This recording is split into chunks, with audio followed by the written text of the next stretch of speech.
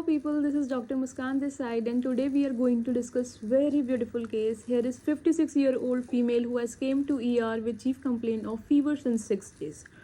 On arrival, ABCS was done, airway was patent, there were no signs of airway obstruction.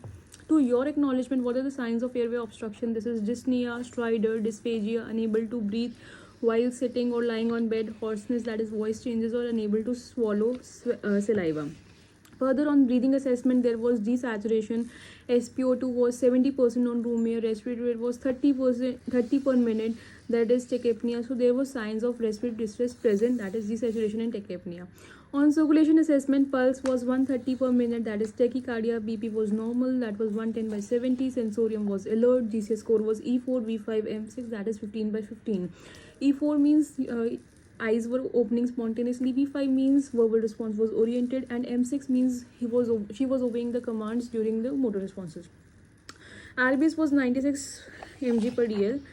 HOPI, the patient was apparently asymptomatic 6 days back when she developed low-grade fever, which was 98.6 degree Fahrenheit, gradual on onset, intermittent in character, associated with chills, multiple episodes of vomiting, generalized weakness, dark discoloration of urine, melena, pruritus.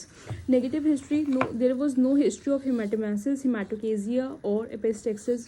We have ruled out dengue hemorrhagic fever with the help of any bleeding manifestation, which was absent. Past history, there were no comorbidities like diabetes mellitus, hypertension, thyroid, epilepsy, or TB. Personal history, she is vegetarian by diet, she has no addictions. On examination, decubitus was, she was lying comfortably on the bed, oriented to time, place, and person.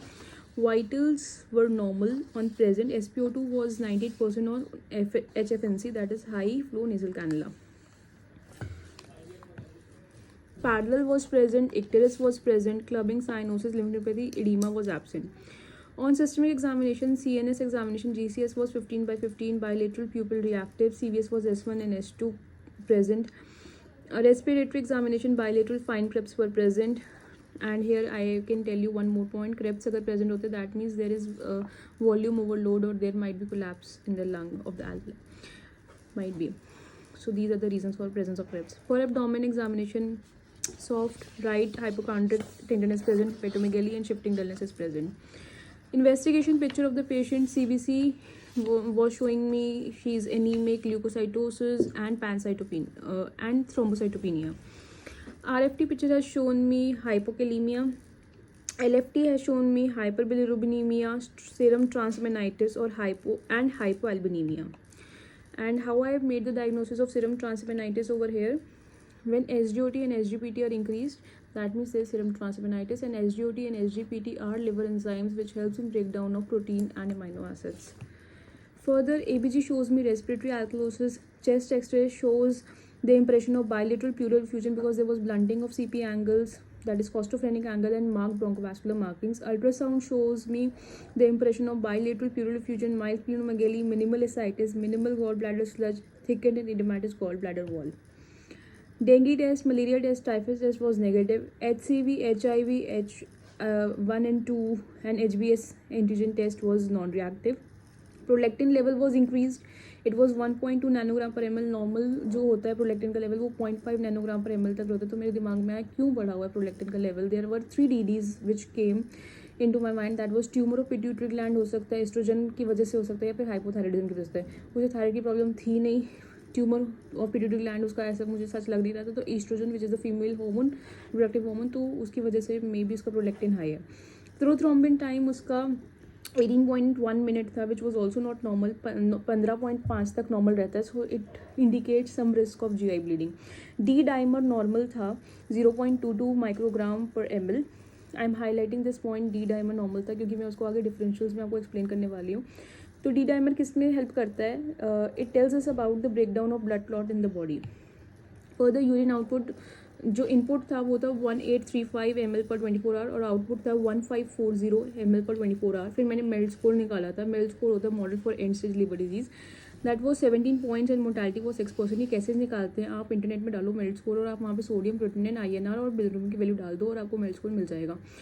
And further the differentials from this case were, first was jaundice. I made only 6 differentials जो मेरे दिमाग में आए. Jaundice बना पहला, क्यों jaundice बना? क्योंकि इक्टेरिस प्रेजेंट था, हाइपरबिलिरुबिनीमिया प्रेजेंट था, डार्क कलर यूरिन प्रेजेंट था.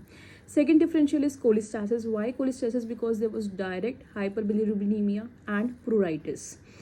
Third differential was acute viral hepatitis. Why acute viral hepatitis? Because there were marked elevation in AST and ALT levels and there was normal D-dimer.